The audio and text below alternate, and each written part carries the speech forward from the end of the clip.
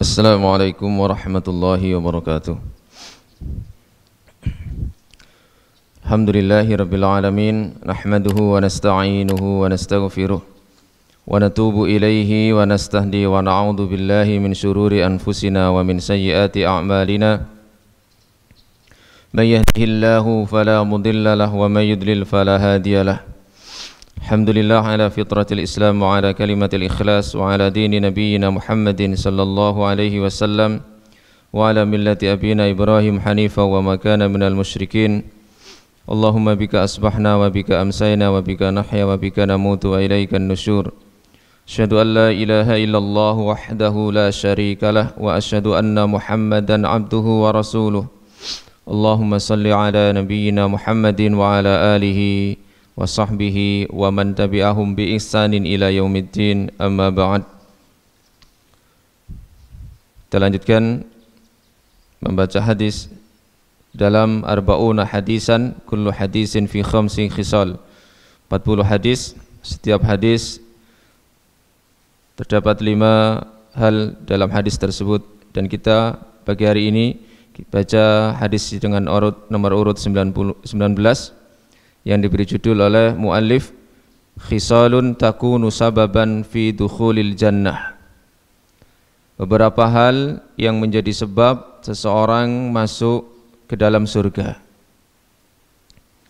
Qala al-muallif hafizahullahu ta'ala an Abi Sa'idin Al-Khudri radhiyallahu an, dari sahabat yang mulia Abu Sa'id Al-Khudri radhiyallahu an, annahu sami'a Rasulullah sallallahu alaihi wasallam yaqul, bahwa sahabat Abu Sa'id Al-Khudri mendengar Rasulullah sallallahu alaihi wasallam bersabda, khamsun man amilahunna fi yaumin katabahu Allahu min ahlil jannah.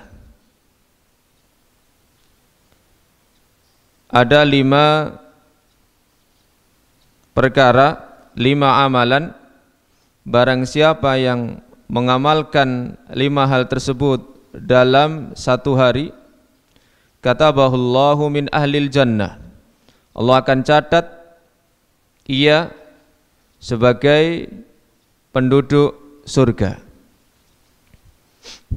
Yang pertama, man ada maridon, yaitu orang yang menjenguk orang sakit. Yang kedua, wa syahida janazatan, dia takziah mengantarkan jenazah. Yang ketiga, wa shoma yauman, dia puasa di hari itu. Yang keempat, wa raha ilal jumu'ati, dia berangkat berjalan menuju salat Jumat. Dan yang kelima, wa a'taqa raqabatan, dia membebaskan budak. Mengunjungi orang sakit, menyaksikan jenazah, mengantarkan jenazah, puasa, berjalan menuju masjid untuk melaksanakan salat Jumat, dan membebaskan budak. Makna hadis ini disebutkan oleh beliau, lamma kana min risalatil muslim nushun nasi wa tawjihuhum wa irsyaduhum wal akhdhu bi aydihim ila siratil azizil hamid, lazimahu dhalika an yabhatha 'anil wasail wal asalib allati taksibu waddan nasi wa tu'assiru fihim wa tastamilu qulubihim nahwahu. Ketika tugas seorang rasul yaitu menasihati manusia dan mengarahkan mereka serta menuntun mereka menuju jalan Allah Subhanahu wa taala Al-Aziz Al-Hamid, maka wajib bagi umat tersebut untuk mencari wasilah-wasilah atau sarana-sarana yang bisa menjadikan manusia itu selamat. Walaisa hunaka aksar ta'siran wastimalatan liqulubihim min riayatil adab al-ijtimaiyah. Dan di antara salah satu bentuk dari arahan Rasulullah sallallahu alaihi wasallam dalam rangka untuk melunakkan hati mereka adalah dengan memperhatikan adab-adab kehidupan bermasyarakat. Seperti dalam hadis tadi, Nabi sallallahu alaihi wasallam memberikan satu contoh hal yang bisa mengantarkan memasukkan seseorang ke dalam surga adalah iyadatul marid, mengunjungi orang yang sakit, serta syuhudul janazah, menyaksikan dan mengantarkan jenazah. Wa fi hadzal hadis, di dalam hadis ini, dzakara lana an-nabiy sallallahu alaihi wasallam khamsa khisalin min fi'li man fa'alaha katabahu Allahu min ahlil jannah. Nabi sallallahu alaihi wasallam menyebutkan kepada kita 5 hal, siapa di antara kita yang mampu melaksanakannya, Allah akan mencatat dia sebagai penduduk surga.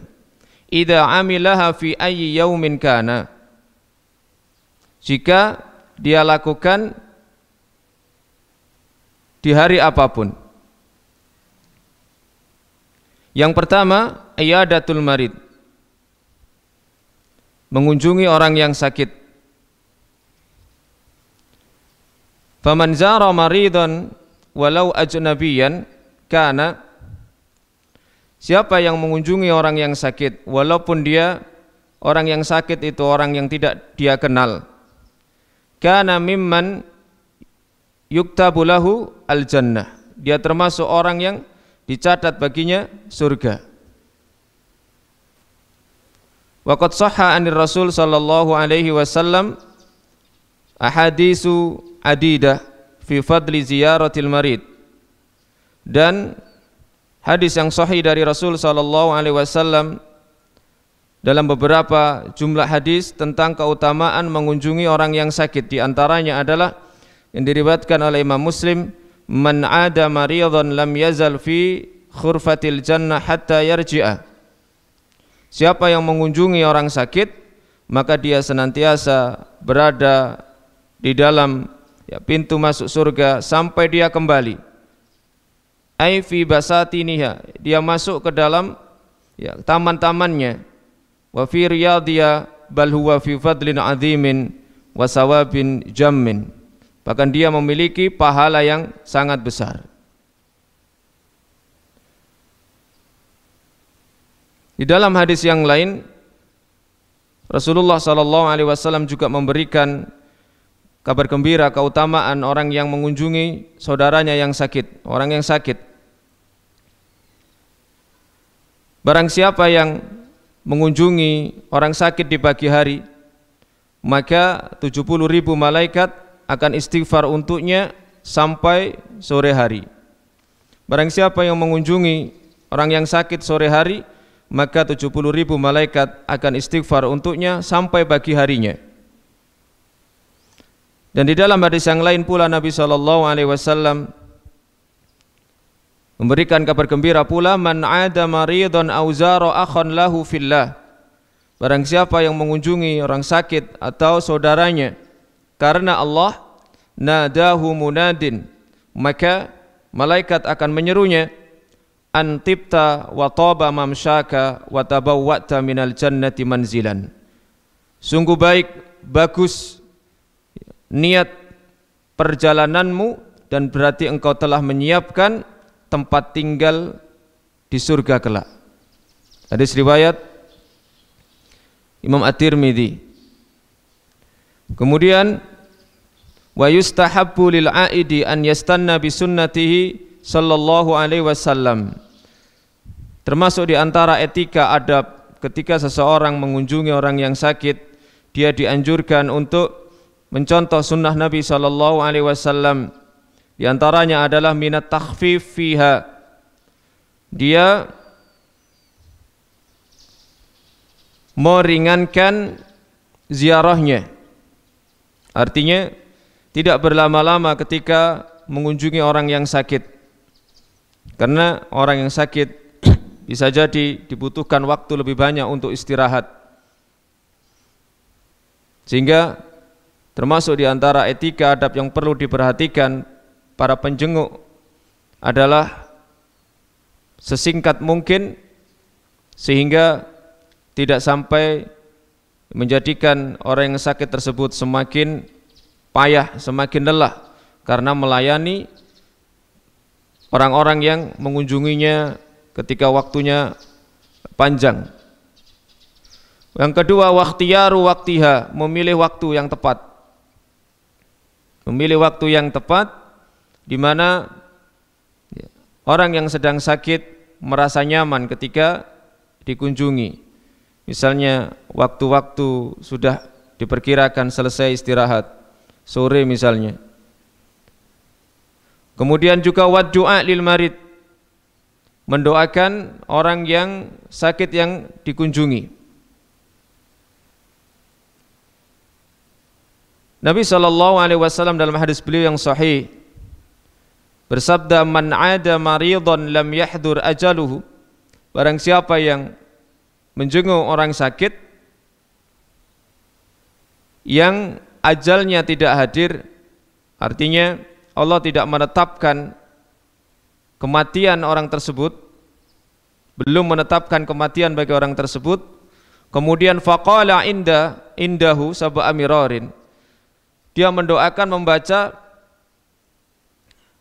kalimat-kalimat sebanyak 7 kali. Dan di sini disebutkan dalam hadis Nabi, as'alullahal azim rabbal arsyil azim ayyashfiyaka, dibaca 7 kali.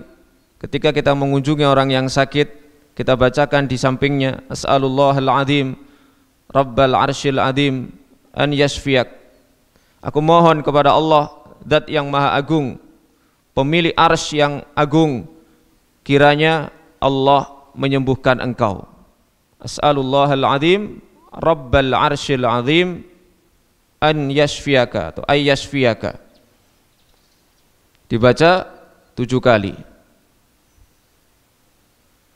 Maka illa afahullahu min dalikal marad, kecuali Allah akan menyembuhkan dari penyakit itu.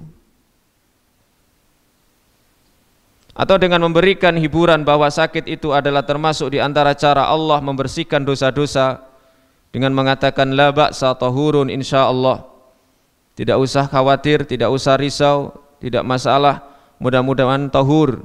Tahur itu ma yutatahharu bihi, sesuatu yang digunakan untuk mensucikan, seperti air itu tahur, alat untuk bersuci. Maka sakit pun bisa berfungsi sebagai tahur, sesuatu yang bisa membersihkan, mensucikan, insya Allah.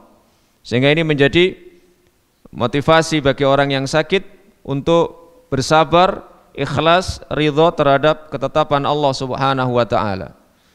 Menghibur, la ba'sa tahurun insya Allah. Kemudian juga diberi motivasi, semangat untuk senantiasa berharap kesembuhan dari Allah Subhanahu wa taala, yang dengannya ketika Allah memberikan kesembuhan bisa bersama-sama kembali beribadah kepada Allah Subhanahu wa taala, bisa sholat berjamaah, kemudian bisa melakukan aktivitas-aktivitas dakwah yang lainnya. Tidak dengan memberikan pesimisme ketika temannya, saudaranya sakit, dengan menakut-nakuti sakit yang sedang dihadapi.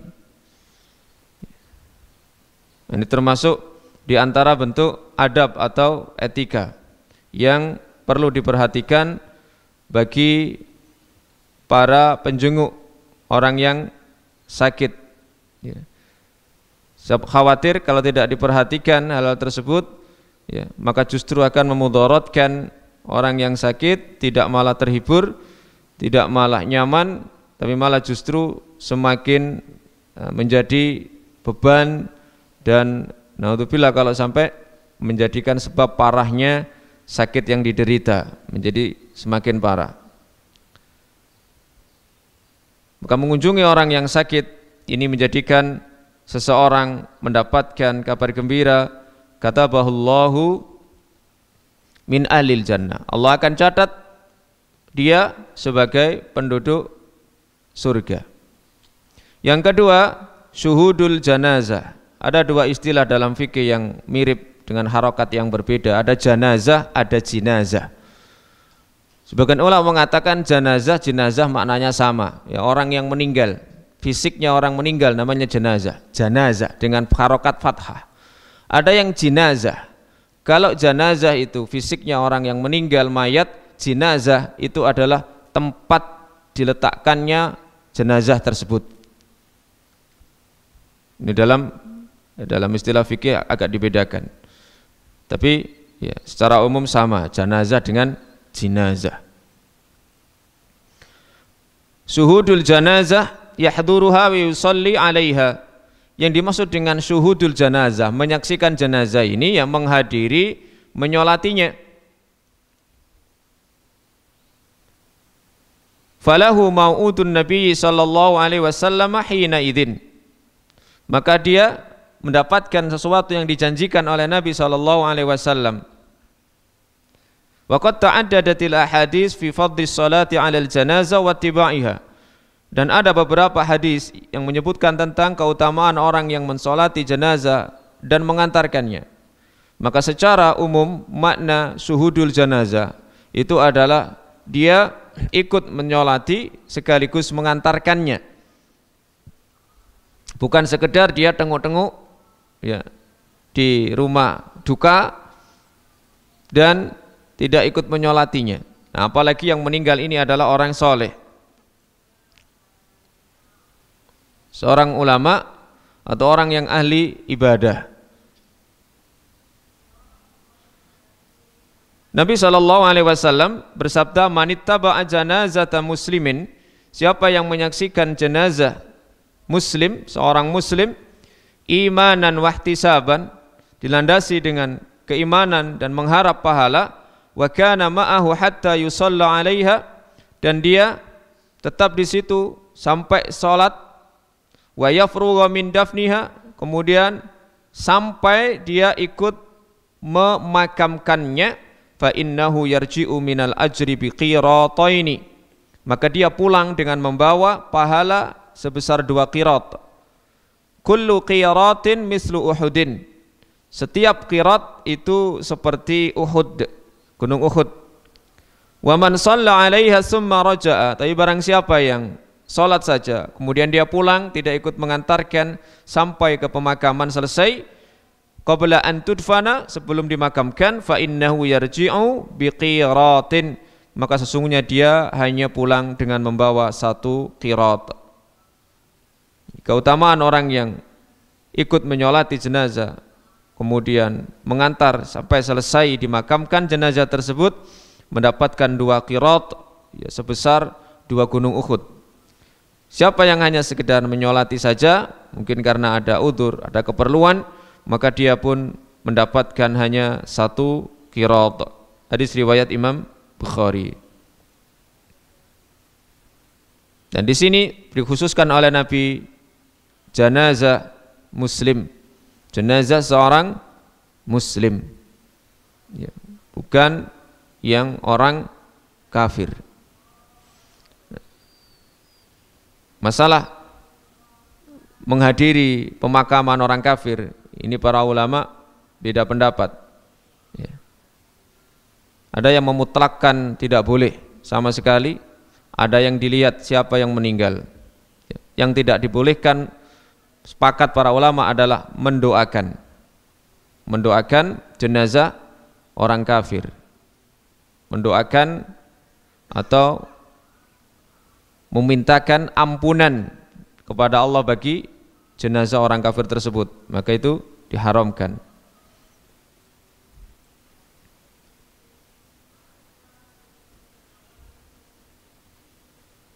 Yang ketiga, wasalisu hadhil khisal adalah siyamu yaumin, adalah puasa 1 hari, yabtaghi bihi wajh Allah, dengan harapan dia kelak melihat wajah Allah, wa mardatihi, dan mengharap ridhonya Allah.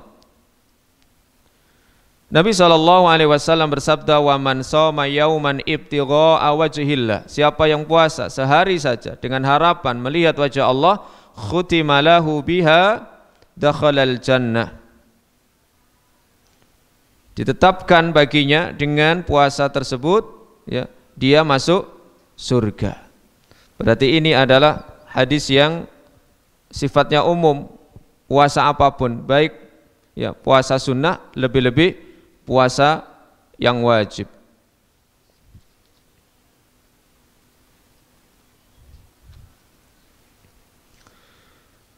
Kemudian yang keempat, wa yusawi ma sabaqa fil ajri ar-rawah ilal jumu'ah, yaitu berjalan menuju masjid melaksanakan salat Jumat, ai ila mahalliha li salatiha wa huwa rabiul khamsi khisal. Fa inna yaumal jumu'ati min afdalil ayyam. Mengapa Nabi SAW di dalam hadis ini mengkhususkan ya, hari Jumat dan pelaksanaan salat Jumat? Karena hari Jumat ini adalah afdalul ayyam, adalah hari yang terbaik. Wa fadluhu azimun, dan keutamaannya agung. Didukung pula oleh sabda Nabi SAW yang lain dalam riwayat Imam Muslim, as-salawatul khamsu wal jumu'atu ilal jumu'ati wa ramadhanu ila ramadhan mukaffiratun lima bainahunna majtunibatil kabair.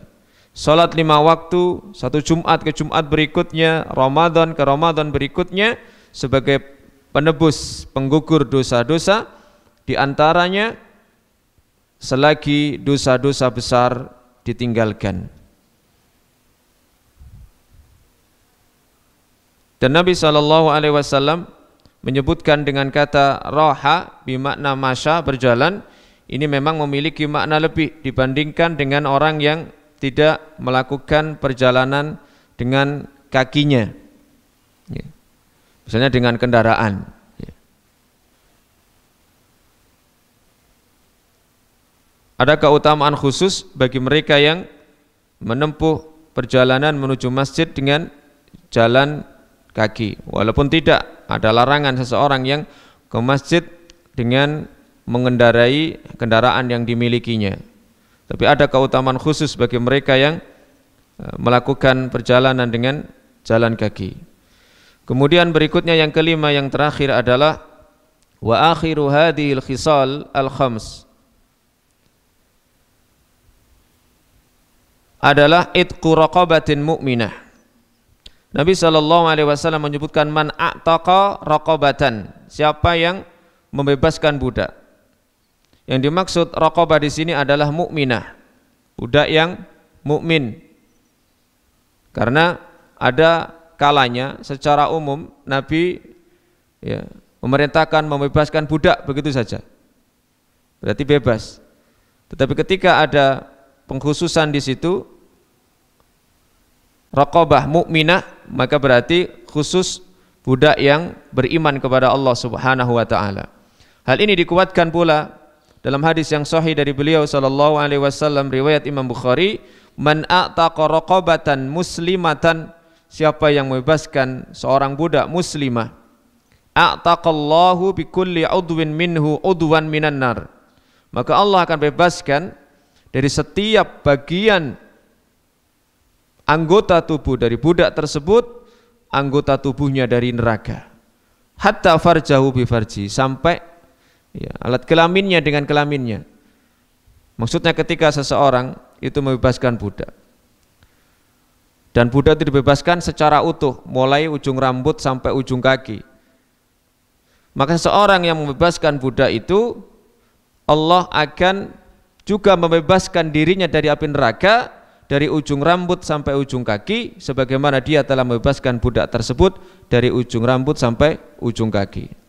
Zaman dahulu budak itu ada kalanya dibebaskan oleh orang lain, ada kalanya dia membebaskan dirinya, namanya mukatab, budak yang berupaya untuk menebus dirinya dari majikannya. Bahkan ada yang disebut dengan al-muba'id. Muba'id itu membebaskan sebagian anggota tubuhnya, tidak atau belum 100%. Sehingga anggota tubuh yang sudah dibebaskan dengan misalnya membayar sejumlah uang, sejumlah harta, maka tidak boleh menjadi milik majikannya.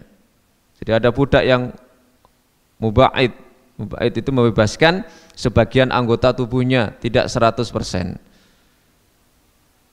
Dan Islam ya, datang dengan membebaskan perbudakan. Bahkan kafaroh dalam syariat Islam itu ada yang harus membebaskan budak ya, seperti seseorang yang jima siang hari Ramadan, maka diantaranya adalah membebaskan budak. Yang pertama membebaskan budak. Ini menunjukkan bahwa Islam bukanlah agama yang justru menghidupkan perbudakan, tapi yang menghapuskan perbudakan. Di Saudi sendiri sejak zaman Raja Faisal itu sudah tidak ada yang namanya perbudakan lagi. Semuanya dibebaskan oleh beliau rahimahullah. Dan Nabi SAW ketika beliau menjelang wafat, di antara pesannya adalah as-salata lima malak wa ma malakat aimanukum. Jagalah salat, hati-hati terhadap orang yang berada di bawah kekuasaanmu, termasuk budak-budakmu. Perlakukan mereka dengan baik. Ada kisah yang menarik tentang manaqib sahabat yang mulia Abu Bakar radhiyallahu taala anhu, yang menunjukkan betapa keutamaan amalan yang beliau lakukan dan tidak ada yang mampu menandinginya. Nabi pernah bertanya di hadapan para sahabat, siapa di antara kalian yang hari ini mengunjungi orang sakit? Tidak ada yang jawab. Abu Bakar, saya Rasulullah. Siapa yang hari ini di samping mengunjungi orang sakit menyaksikan jenazah? Saya wahai Rasulullah. Siapa hari ini yang di samping dia mengunjungi orang sakit menyaksikan jenazah, dia puasa? Saya wahai Rasulullah. Siapa di antara hari ini yang hari Jumat dia pergi salat Jumat? Tentu dilakukan juga. Yang kelima, siapa yang membebaskan budak? Ternyata Abu Bakar pula. Jadi 5 amalan ini dilakukan Abu Bakar dalam satu hari sekaligus. Ini menunjukkan betapa unggulnya Abu Bakar radhiyallahu taala anhu dibandingkan dengan sahabat-sahabat yang lainnya dari sisi amalan yang beliau lakukan. Maka pantaslah kalau Abu Bakar ini menjadi orang yang sangat dicintai oleh Rasulullah SAW, bahkan dari kalangan seluruh laki-laki. Ketika Nabi ditanya, wahai Rasulullah, siapa orang yang paling Anda cintai? Beliau menjawab, Aisyah. Dari kalangan laki-laki, wahai Rasulullah. Nabi menjawab, Abuha, bapaknya, yaitu Abu Bakar.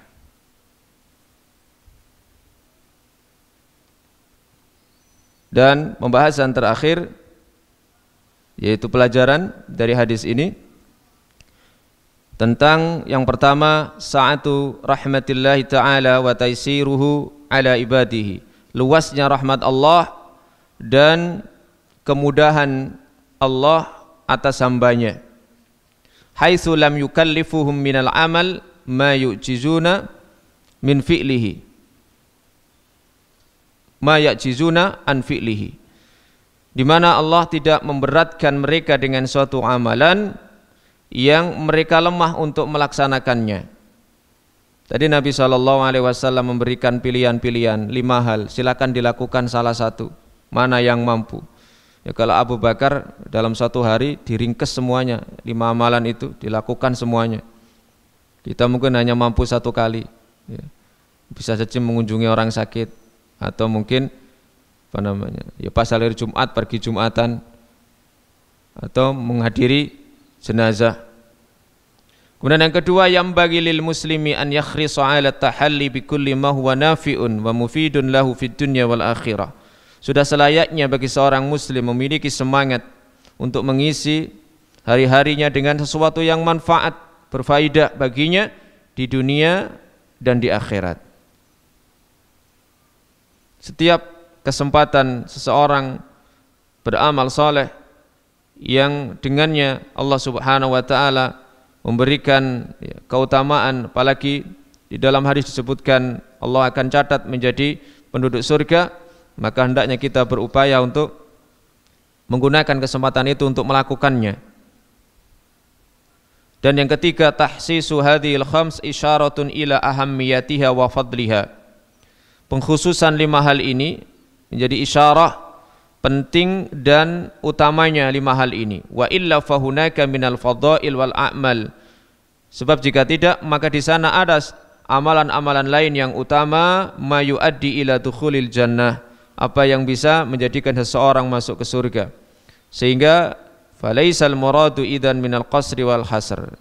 Maka selalu disampaikan bahwa ketika Nabi menyampaikan 5 hal, bukan berarti itu dari sisi pembatasan secara mutlak.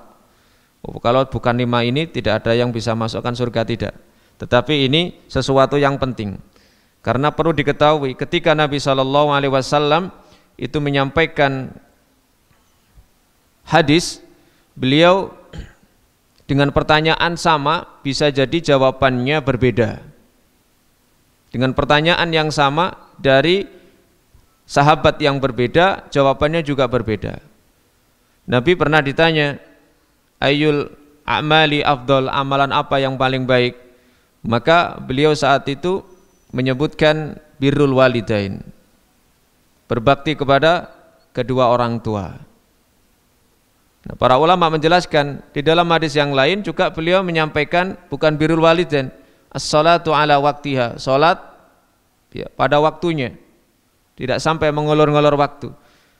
Beliau tahu siapa yang bertanya dan apa sisi kekurangan dari orang yang bertanya itu, sehingga beliau memberikan motivasi amalan yang terbaik. Karena engkau kurang berbakti, maka berbakti kepada kedua orang tua. Karena engkau kurang menjaga waktu sholat, maka menjaga waktu sholat menjadi amal yang terbaik.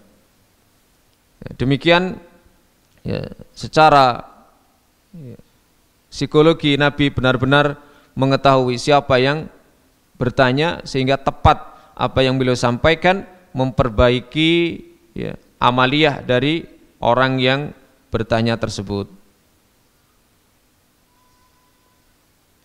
Maka tidak menunjukkan bahwa ketika Nabi menyebutkan sesuatu yang sifatnya ya, terbatas hanya dengan tujuan untuk membatasinya. Ada amalan-amalan lain, ada hal-hal lain yang disebutkan Nabi SAW dalam kesempatan yang lain pula.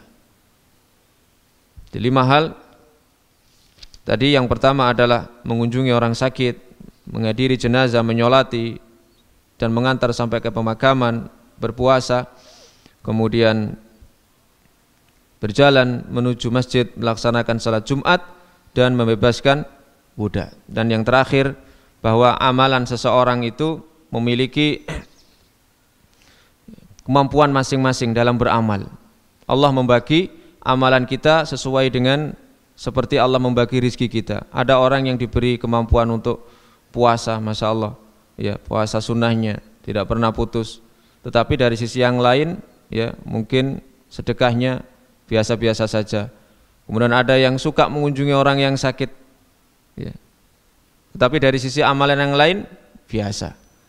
Maka innallaha qassama a'malakum kama qassama arzaqakum. Allah membagi amalan kita sebagaimana Allah membagi rizki kita. Masing-masing memiliki potensi yang lebih khusus dibandingkan dengan yang lainnya. Maka hendaknya seseorang memaksimalkan potensi amalan tersebut untuk meraih ampunan dan berharap mudah-mudahan Allah memasukkan ke dalam surganya. Kita tutup dengan doa kafaratul majlis. Subhanakallahumma wa bihamdika asyhadu an la ilaha illa anta astaghfiruka wa atubu ilaik. Assalamualaikum warahmatullahi wabarakatuh.